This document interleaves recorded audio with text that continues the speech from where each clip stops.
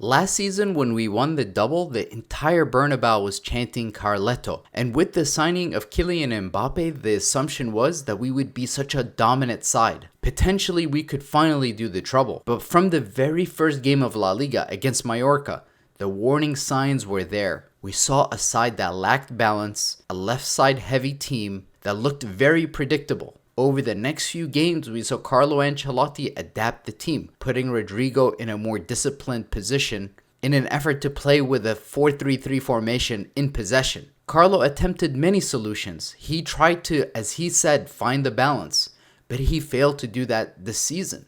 But given the success he's had at Real Madrid since he's come back, and many people saying that Real Madrid fans are being too reactionary, given that the majority of the fan base now wants Carlo Ancelotti out of Real Madrid, that begs the question, are we being too harsh on Carlo Ancelotti? Is it really the Real Madrid fans who are unreasonable in this situation?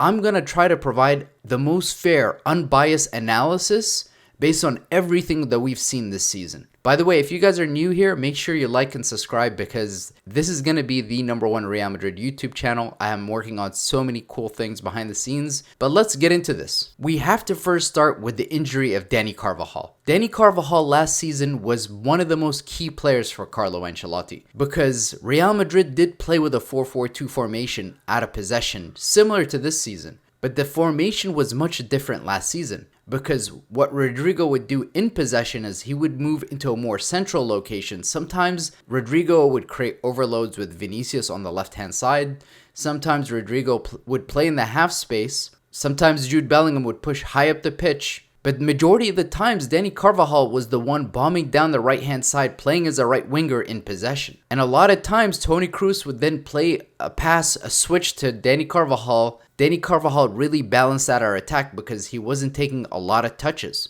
So what that would do is it would draw the opposition out of position.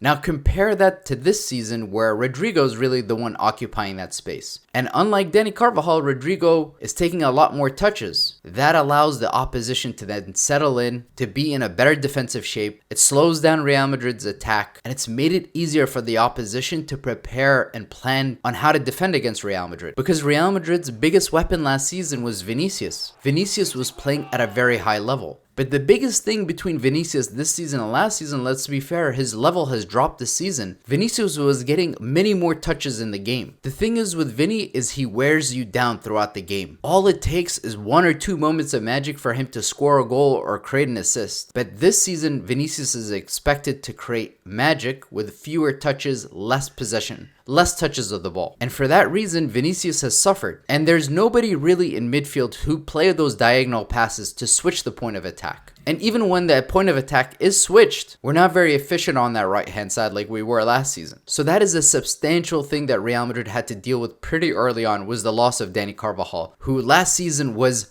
without a shadow of a doubt, the best right back in the world. Anybody who tries to argue otherwise doesn't know anything about football. Now, the second thing is the Militão ACL tear this season, the second ACL tear. You cannot really attribute too much of this to Real Madrid's shambolic defending. Militão was starting to get back to his best form, but given the rise of Raúl Asensio and how good he's performed, it's really hard for you to then create a case to say Real Madrid has struggled defensively because of the Militão ACL injury.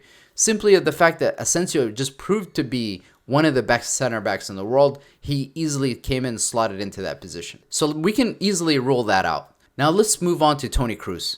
I mean, I don't need to tell you guys how important it is for the board to have replaced this guy. The fact that Toni Kroos was not replaced is honestly shambolic. Look, I understand the people of the leadership at the board at Real Madrid thought to themselves, look, you cannot replace a guy like Toni Kroos. That's a generational player. We need to find a new way to play football. We need to find a new way to win because we cannot replace a like for like with Toni Kroos. And that's fair. But you know this team needs somebody in that midfield to create, to be a ball progressor, to be more of a playmaker. And that's why you've seen anytime Dani Ceballos has played this season, how much better the team has looked. Because that profile of player in the midfield significantly improves this team. And that was a huge miscalculation by the board. You cannot go from Toni Kroos and Luka Modric to neither one of those two really reliably playing in the starting lineup. So from that perspective, Carlo Ancelotti was not really given the tools that he needed, because if you replace Toni Kroos and then he was underperforming still, then you could point to him. I mean, you have to give him some kudos for the fact that he discovered that Denis Ceballos was the solution and he integrated him into the team. But the issue with Denis Ceballos is this guy is always injured, so you know you cannot rely on him long term. Now let's talk about the other issues at Real Madrid. So first, I already talked about the lack of efficiency by Vinicius. But let's also talk about the lack of efficiency from Kylian Mbappé. Of course, he went through that transitional period, but Kylian Mbappé underperformed what Real Madrid thought he was going to do. Think about the game against Arsenal. If he scores that sitter in front of goal in the first leg, we could be looking at a whole different tie. He didn't score in both legs against Atleti. He didn't score in both legs against Arsenal. He had a really bad run early on in the Champions League throughout the entire beginning of his campaign at Real Madrid in the beginning. Missing penalties against Athletic Club, missing a penalty against Liverpool. Kylian Mbappé is going to be here hopefully for a long time. He's going to be successful. He's going to win major trophies. But you cannot account for the fact that you're signing the best player in the world on paper and he comes in and he significantly underperforms. Sometimes it's on the players too. It's not just on the manager. But to be fair, is Kylian Mbappé being put in places where he's able to thrive? Or is it that the board is really building the squad like it's some sort of game of FIFA? This is an ultimate team where you're just trying to get the best players and balance doesn't matter. You have literally the three best left wingers in the world in Rodrygo, Vinicius, and Mbappé. And only one of them is playing in his preferred position. So as much as we want to point the finger at Carlo Ancelotti when it comes to the squad and what he should be doing with it, but let's not forget how poorly the board has performed in terms of getting the right players to balance out the rest of this team. But I don't want to get into the winter transfer window and the fact that you had that window to bring somebody in, even in an interim at right back, to allow Federico Valverde to then move into the midfield, but you chose not to do that. And that potentially is what cost you in the Champions League because of that arrogance. But here's the other side of it. Here is the argument against Carlo Ancelotti. Even last season when we won the double, a lot of those wins, the margins were so thin. We were not really a dominant side last season, although we did the double. A lot of those wins could have easily gone the other way. We beat Manchester City, penalties. Bayern Munich, Jose Lu came in, saved us. Borussia Dortmund missed 2 chances in the first half. They easily could have converted one of those, and we're looking at a whole different dynamic, trying to come back, climb out of a hole. We still looked vulnerable last season. And the thing is with Carlo Ancelotti, since he's been at Real Madrid, there's always been somebody there to save him. It's always been Real Madrid is playing poorly. Out of nowhere, Karim Benzema scores an insane goal. Real Madrid's playing poorly. Courtois is busting out 2-3 saves.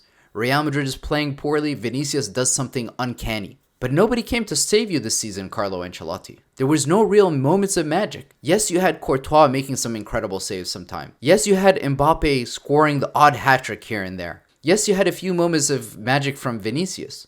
But when you look at the season as a whole, those moments have been far and few between. The thing is with Carlo Ancelotti is he's a great guy. He knows how to maintain relationships. I can still see that the players are playing for him because he treats them with respect. If any of you saw his press conference that he held right before the Getafe game, where he talks about how he's a nice guy and he treats his players with the respect, you can tell that this is a guy that doesn't really hold some of his players accountable. He's very friendly with them. He has high expectations of them, but from an accountability perspective, some of these players just seem to have grown accustomed to a nice guy managing them. I'm not saying you need a guy like Jose Mourinho who's going to come into the dressing room next season and really shake things up. But some guys maybe shouldn't be at the club next season. Maybe some guys shouldn't have their contracts renewed. Maybe some guys who have been floating around because of Carlo Ancelotti should have a second look. Because if we're being honest, the project of Barcelona seems to be moving in the right direction. Flick has an identity. He has this team playing in a certain kind of way, whereas Real Madrid is not moving in that direction. I have no doubt that if you gave Carlo Ancelotti the players that he needs to be successful, that he would do a lot better. But we understand that Real Madrid can lose in the Champions League sometimes. We're not going to win the Champions League every single year. That's understandable. But if you look at the track record throughout this entire season, and how we've played and the lack of chance creation and the fact that Barcelona has scored more than 20 more goals than Real Madrid this season when we have some of the best attackers in the world, the fact that you're getting literally destroyed by every single good team across Europe, we have not beaten any good team this season. The only team you could really say that we've beaten, I think, is just Atletico Madrid at the Bernabeu in that first leg. But we lost that second leg at the Metropolitano. It's just not been good enough. And like I said, last season when we won the Champions League and the league, it was by the thinnest of margins. You cannot say that Carlo Ancelotti is not one of the best managers in the world. But when you're seeing some of these other teams across Europe playing in a more modern way, pressing the ball, winning the ball high up the pitch, progressing the ball forward, counter-pressing, and then you look at the Real Madrid roster. Players like Jude Bellingham, Federico Valverde, Rodrygo, Vinicius, we can't get more out of this team. In conclusion, I'll just say that the reason why I'm not in favor of Carlo Ancelotti remaining as the manager of Real Madrid is not only all of those reasons I highlighted, it's also because of the careers of players like Camavinga, Arda Güler, Endrick. These guys will not achieve their potential as long as this guy is the manager. They're not going to get their opportunity. Because guess what? As long as you're winning games barely in the last minute, players like Arda are never going to see minutes. Players like Endrick are never going to play. But when you're looking at players like Nico Paz, who left Real Madrid because he wasn't able to break into the first team,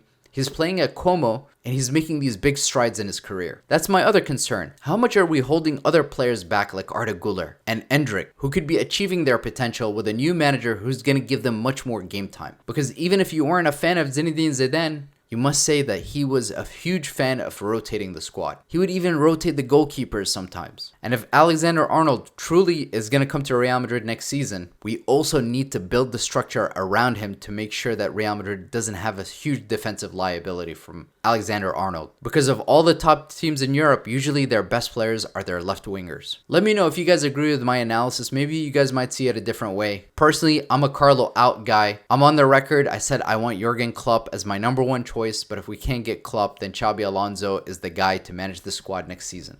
I'd be interested to see your comments. Thank you for watching. Hala Madrid.